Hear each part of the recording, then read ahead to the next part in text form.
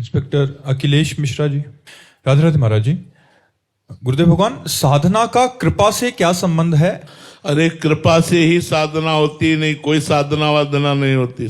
जो साधना होती वो कृपा से ही होती है, वास्तविक नहीं तो देहाभिमानी पुरुष के द्वारा किया हुआ जो कर्म है वो अपराधों के द्वारा सब नष्ट हो जाता है। जो किया हुआ शुभ कर्म है वो अपराधों के द्वारा सब नष्ट हो जाता है। सही माने में साधना करना, करके बचाना, बचा के पचाना, पचा के सिद्ध होना, इस सब में कृपा ही है, भगवान की कृपा। भगवान की कृपा के बिना परमार्थ में कोई एक पग नहीं चल सकता। अगर चल रहा है तो भगवान की कृपा मनानी चाहिए, स्वयं से नहीं। ऐसी विचित्र प्रचंड माया है भगवान की। दैवी है सा गुणमयी मम माया दुरतया मामेवे प्रपद्यन्ते माया में ताम तरन्ते। भगवान कह रहे मेरी त्रिगुण माया ऐसा है, सहज में तरी नहीं जा सकती, दुरत्यय है। जो मेरी शरण में हो गया तो मेरी कृपा से मेरी माया से तर जाओगे। तो जो साधना हो रही वो भगवान की कृपा है, ऐसा मानना चाहिए। भगवान की कृपा से साधना शुरू होती है, साधना बढ़ती है, साधना परिपक्व होती है और सिद्ध पुरुष हो जाता है। कृपा ही सब कुछ है, साधना में हमारा कोई बल नहीं, केवल कृपा ही कृपा है, ऐसा साधक को समझना चाहिए। महाराज जी, जो साधक के अंदर ये बात आती है कि ये मैं कर रहा हूँ, मतलब मैं अभी नियम निष्ठा से चल रहा हूँ, बट अंदर से भाव भी है कि कृपा है, बट दोनों एक टक्कर दे रहे हैं। बिल्कुल बिल्कुल। तो धीरे धीरे ये मैं जाके जब लय हो जाएगा तभी सिद्ध हो जाएगा। जब ये मैं का पक्ष लय हो जाएगा और केवल कृपा रह जाएगी तो ये परिपक्व साधक हो गया। जब तक मैं चलता है तब तक साधना चलती है मैं मिटाने की, और मैं मिट गया, मैं समर्पित हो गया, फिर क्या यंत्रवत भगवान के द्वारा उसकी चेष्टाएं होती रहती हैं। और दूसरों को भी फिर महाराज जी देखने, आंकलन करने लगते, मैं तो 50,000 नाम जप करता हूँ, ये तो अब पतन हो जाएगा, अब पतन हो जाएगा, अब साधक गिरेगा।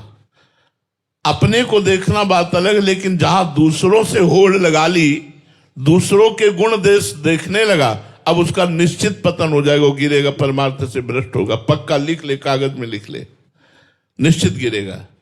पर दोष दर्शन पर गुण दर्शन नहीं, तात सुनो मायाकृत गुण और दोष अनेक। गुण यह उभय न देखी, देखी सो अविवेक।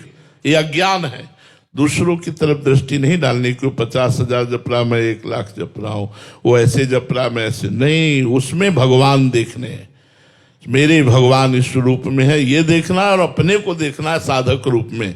मैं सेवक, सचराचर रूप स्वामी भगवंत, पूरा जगत मेरा इष्ट स्वरूप है और मैं सेवक हूं। ऐसा मानकर जो भजन करता है उसका भजन सिद्ध हो जाता है। नहीं तो भजन फिर विघ्न से बाधित होकर के अंतरहित हो जाता है, फिर क्षीण हो जाता है। राजेंद्र सिंह जी। गुरुदेव भगवान, शरणागत साधक की कौन सी अवस्था में देहाभिमान, कंचन, कामना और कीर्ति शून्य हो जाती है? जिस समय वो गुरु स्वरूप हो जाता है, इष्ट स्वरूप हो जाता है। सोई जाने ही जेह देहु जनाई, और जानत तुम्हें हो जाई। जब भगवान उसको अपने स्वरूप का बोध करा देते हैं तो वो भगवत स्वरूप हो जाता है, ब्रह्मविद ब्रह्मैव भवति। और जब वो आत्मस्वरूप का उसे ज्ञान हो जाता है तो नई स्वात्मा रामम विषय मृग तृष्णाम भ्रमयति। आत्मा राम पुरुष माया के द्वारा रचित विषय मृग तृष्णा में कभी भ्रमित नहीं होता। कंचन, कामिनी, कीर्ति, ये सब अहम में टिके रहते हैं। और जब अहंकार ही भगवान की शरण में लय हो गया या ब्रह्म बोध के द्वारा क्षीण हो गया, नष्ट हो गया देहाभिमान, अब वो शुद्ध ब्रह्म स्वरूप में स्थित है। अब उसे कंचन, कामिनी, कीर्ति या किसी भी तरह का देहाभिमान जनित शोक, हर्ष, दुख, लाभ, हानिमान, अपमान, ये द्वंद्व व्यापते ही नहीं। वो द्वंद्वातीत अवस्था को प्राप्त महापुरुष स्वयं भगवत स्वरूप हो जाता है। तो इतना भजन हो कि भगवान आकर के स्वरूप का बोध करा दे। सोई जाने जिह देहु जनाई, या गुरुदेव भगवान करा दे, दोनों बातें एक ही है।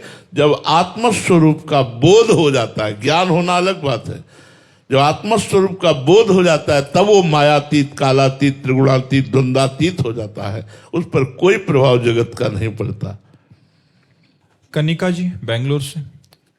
राधे राधे महाराज जी। महाराज जी, हम बेंगलोर में रहते हैं, वहाँ दूर दूर तक संत दर्शन, संत सेवा हमारे लिए उपलब्ध नहीं है। ऐसे में महाराज जी, हमको संत सेवा दर्शन का सौभाग्य कैसे मिलेगा? कलयुग में मोबाइल भगवान चल गए हैं। आप जहां भी हो, अमेरिका में हो, हॉलैंड में हो, इंग्लैंड में हो, आप रोज का रोज सत्संग सुन सकते हैं। आप बहुत संत दर्शन कर सकते हैं, संतों के समागम कर सकते हैं, क्योंकि प्रायः संत भगवान कृपा करके अपलोड करते हैं। तो जगत मंगल के लिए उनकी वाणी, और ये मोबाइल ऐसी चीज है कि देश विदेश सर्वत्र है और सबके पास है। तो आज तो ये शिकायत हो ही नहीं सकती कि हमें संत समागम कैसे मिले। महाराज जी, जैसे भगवान रूप बदलते रहते हैं तो मोबाइल भगवान भी कुछ देर में दृश्य परिवर्तित कर देता है। तो हमको वो दृश्य नहीं देखने, हमको हमको अपना मार्ग देखना है। देखो, मोबाइल भगवान संसार का स्वरूप है। जैसे संसार में साधु महात्मा भी है और दुष्टात्मा भी है, अच्छे आचरण वाले हैं, बुरे आचरण वाले हैं। ऐसे मोबाइल में अच्छे दृश्य भी हैं, बुरे दृश्य भी है, अच्छी बात भी है, बुरी बात भी है, लाभ भी है, हानि है।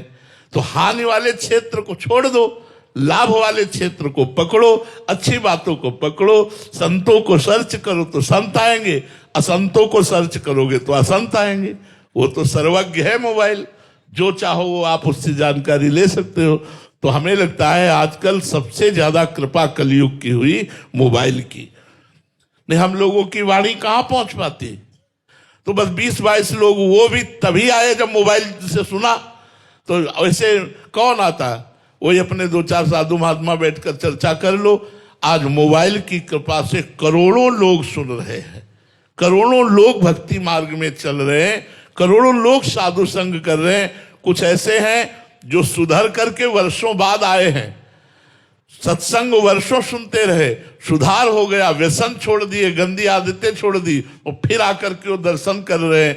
कुछ ऐसे हैं जो आकर के दर्शन करके सुनना शुरू किया और उनका सुधार हो रहा है। तो मोबाइल से बड़ा लाभ है। मोबाइल से किसी भी संत के दर्शन कर सकते हो, किसी भी संत के प्रवचन सुन सकते हो। तो आज तो हम कह नहीं सकते कि हम दूर हैं सत्संग से। निकालो और सर्च करो और कान में लगा लो और सुनने लगो, और भावना करो तो आप वृंदावन में बैठे सत्संग सुन रहे हो। आज तो बहुत सुविधा है मोबाइल के द्वारा। किशोर तालपा जी, जयपुर से। महाराज जी, आप कह रहे हैं कि आप वहाँ न्यायाधीश हैं।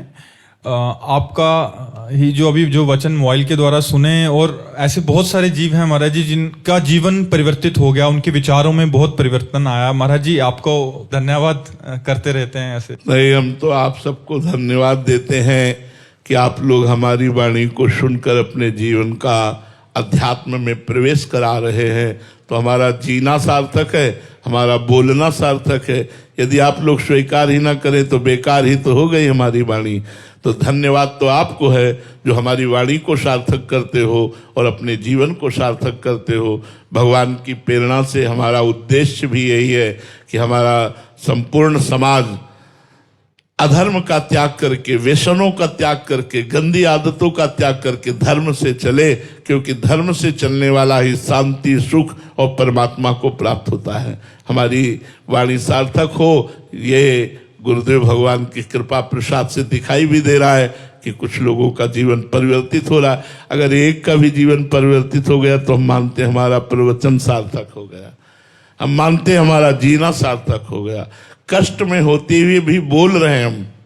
अगर एक भी आदमी सुधर गया तो मेरी ये पीड़ा युक्त बोलने पर हमें आनंद रहेगा कि हमारा जीवन सार्थक हो गया। महाराज जी, यहाँ तो आपके सामने 1-2 ही जने प्रस्तुत हो पाते हैं, कभी हो जाए तो। नहीं तो महाराज जी, अपने पास बहुत सारे ऐसे जने आते हैं जिनका पूरा परिवार का परिवार ही परिवर्तित हो गया, उनके विचार परिवर्तित हो गए। हजारों लाखों लोग मतलब कमेंट के माध्यम से आपको ये भाव प्रस्तुत करना चाहते हैं कि उनका जीवन परिवर्तित। हाँ, भगवान सबका मंगल करे, सब सुखी रहे, सबको सद्बुद्धि प्राप्त हो और सब भगवान का भजन करें। हमारी भावना भी यही है जी। मनीष जी, गाजियाबाद से। राधे राधे महाराज जी।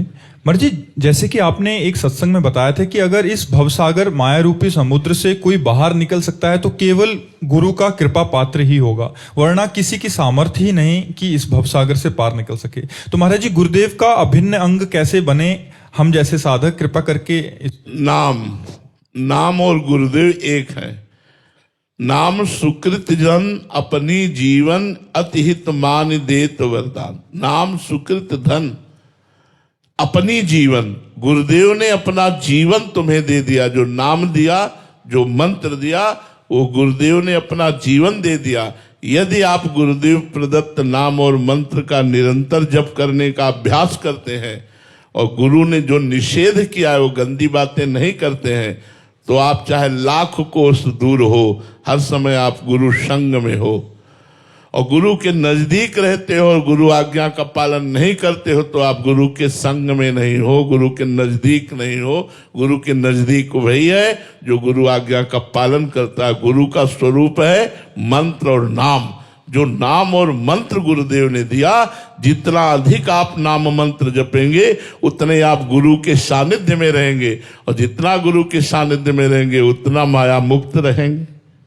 प्रिंस तिवारी जी, राधे राधे महाराज जी। महाराज जी, भागवत में भक्ति को परम साध्य बताया गया है, लेकिन जब साधक भक्ति भी मैं कर रहा हूं इस अहंकार से करता है तो वो शुद्ध भक्ति कैसे बने? और उस इसी से हो जाएगी, इसी से हो जाएगी, क्योंकि भागवत में ही लिखा हुआ है, एकादशी स्कंद में भागवत धर्म में पढ़ना, नवयोगेश्वरों ने उत्तर दिया है। महाराज निमि ने प्रश्न किया है, जन साधारण लोगों को भी भगवत प्राप्ति कैसे हो महाराज?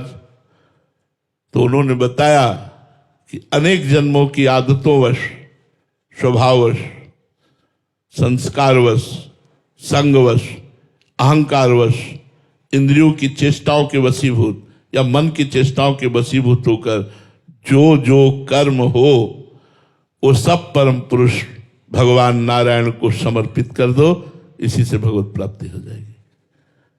अहंकार से हम कर रहे हैं लेकिन हम भगवत समर्पित कर रहे हैं तो अहंकार रूपी दोष नष्ट हो जाएगा और वो समर्पण रूपी कर्म हमें भगवत प्राप्ति करा देगा। तो हमको हर कर्म, हर घंटा, हर मिनट का कृष्णार्पणम वस्तु करना चाहिए, भगवद अर्पणम वस्तु करना चाहिए। बड़ा लाभ मिलेगा, इससे बहुत लाभ मिलेगा। जो भजन है वो तो है ही, जो हम और भी कर्म कर रहे हैं वो सब कर्म भगवान को समर्पित करें तो उससे हमारा मंगल हो जाएगा।